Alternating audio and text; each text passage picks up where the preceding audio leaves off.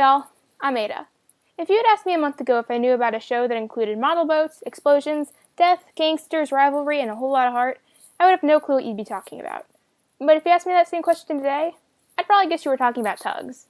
This is Tugs. Tugs was produced in the late 80s by Clearwater Studios, the same production company behind the first few seasons of Thomas the Tank Engine, back when they used physical models and sets to tell their stories. And Tugs was no different, with some of the most atmospheric and vibrant sets that can set off a range of emotions, and characters with extremely expressive faces themselves that could make you understand what they were feeling and maybe even feel it too. The show itself was about two rival fleets of tugboats as they compete to be the best in the harbor. The interactions they have within their own teams and with each other shape the course of the jobs they take on, the perils they face, and the lessons they learn along the way, all set in America during the 1920s. On the one side, you have the Starfleet, led by Captain Star. This team consists of OJ, then we get behind them and ram the tramper. Top Hat, You're a smelly old genius, nothing less. 10 Cents, Might brighten you up a bit, Top Hat. Hercules, I want to be in the show today too. Warrior, Right, no garbage. Big Mac, I thought as much. and Sunshine. There could be ghosts, you never know. These are the guys who mainly follow throughout the course of the show. And on the other side, you have the Z-Stacks, or the Z-Stacks, depending on if you're British or not, led by Captain Zero. This team consists of Zoran, That bunch of clapped-out sardine cans are gonna find they missed a boat, or my name's not Zoran. Zack, Zoran's going mad waiting for you. Zip, Devious, man. Devious. Zebedee, And they can't take a joke neither, you notice that, Zack? and Zug. I'm only carrying out orders. Zoran can't blame me. They're the rival team, and are typically the ones who try to one-up the stars throughout whatever means necessary. Now, I'm sure that since I mentioned Thomas, you may be having doubts about whether this show is any good. It's probably just a Thomas clone made for little kids to teach basic life lessons. But I'm here to say no. In no way do I think this show is like Thomas the Tank Engine. Yeah, in the early Thomas episodes, you've had some pretty dark shit, like that one episode where the train goes into this tunnel, and then a brick wall gets built in front of him and he can never escape. Yeah, that's some dark shit. But did that episode also have explosions, fire, and a character literally die on screen?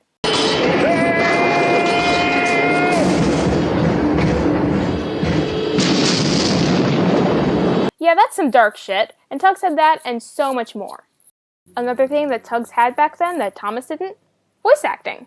Yeah, in Thomas the Tank Engine, you had the narrator who took you through each story, but the narrator also voiced all the characters. He was a kind little engine and felt sorry for Thomas. I've got some trucks to take home tomorrow. If you take them instead of me, I'll push coaches in the yard. Thank you, said Thomas. That will be nice. In Tugs, there was a narrator, obviously, but each character also had their own individual voice actor, which I think gives each character their own sort of level of personality and attitude.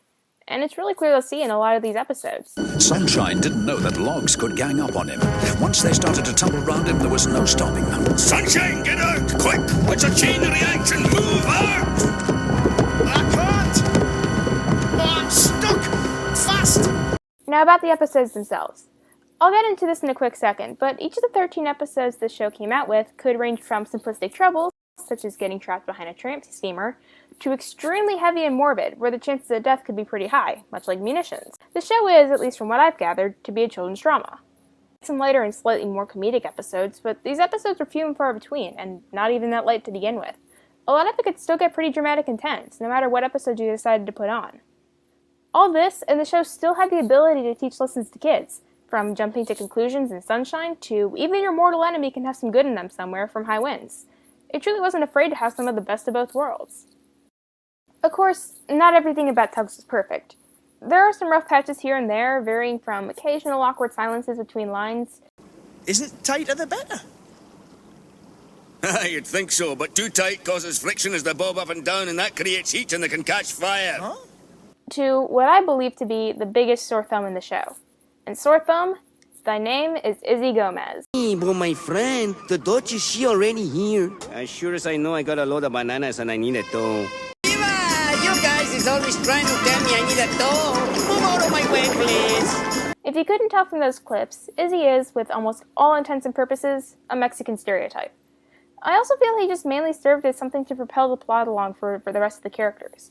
For example, in Sunshine, he's the one who sees Zoran push Sunshine into the rudder of the Duchess, then breaks the news to 10 Cents so 10 Cents can tell the others and clear Sunshine's name.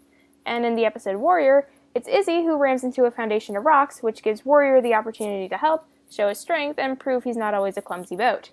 So once again, Izzy is a character who's just sort of there, and a stereotype to boot. Is he a good character? No. Did I mention multiple times why he existed? Yes. And so ends the discussion about Izzy Gomez. So well, if this show is so good, then why haven't I heard about it, you may be asking. And, well, that's because the show didn't really have the best run. Tugs broadcasted only in the UK, Australia, Finland, and Japan. To where my knowledge, the latter two places received full dubs, and the former two had a brief run on VHS. For it to travel outside of these places, Tugs became kind of watered down and placed his segments in a different show called Salty's Lighthouse, which I will absolutely get to in a separate video. And even then, Salty's Lighthouse didn't even air officially until 1997, and at that point Tugs was already cancelled. But then, why was Tugs cancelled? It was mainly due to a mixture of low ratings compared to Thomas, as well as a declining budget, that led to the show's cancellation after 13 episodes. Which is a huge shame, because according to an interview with director David Minton, there were already plans for a season 2, with about 96 scripts having been written to choose from. New characters, new places, and new conflicts galore that just never got to happen. So now 3 big questions remain. What happened to Tugs? Where are they now? And may we ever get to see them again? Well, I'm happy to report that they got somewhat of a happy ending. Back in 2012, a Tugs fan group in the UK saw an unknown seller putting a bunch of the original show's models up for purchase on eBay. The fans pulled all their money together, bought the models, and then set up a spot on a railway for the models to be fixed up and displayed. And as of now, it's become a whole thing. It's called Tugs the Exhibition, and it's a whole Tugs almost sort of mini-museum located on the Butterley Railway in Derbyshire, England. Along with the majority of the models, save for characters like Top Hat and Grampus, the exhibition also has various things like scripts, concept art, and alternate dubs and cuts of episodes, including a full American dub of Sunshine and an extended cut of Warrior. You name it, there's a chance they probably have it related to Tugs. And while they aren't open as of now due to a current global crisis going on, not only is this place absolutely on my bucket list, but if you want to check these guys out for yourself online, they have a Facebook page as well as a website, which is thetugsexhibition.co.uk. But now on to the final question. Are we ever going to see Tugs again? Well, I'd say it's highly unlikely in the grand scheme of things. Even if the show were to somehow come back as like CGI like Thomas, it's still unlikely that I think this would ever happen at all, at least full on. Keep in mind, the show originally came out in 1989, and since then, most of the cast and crew have moved on to other things. Some of them even passed on a couple years ago.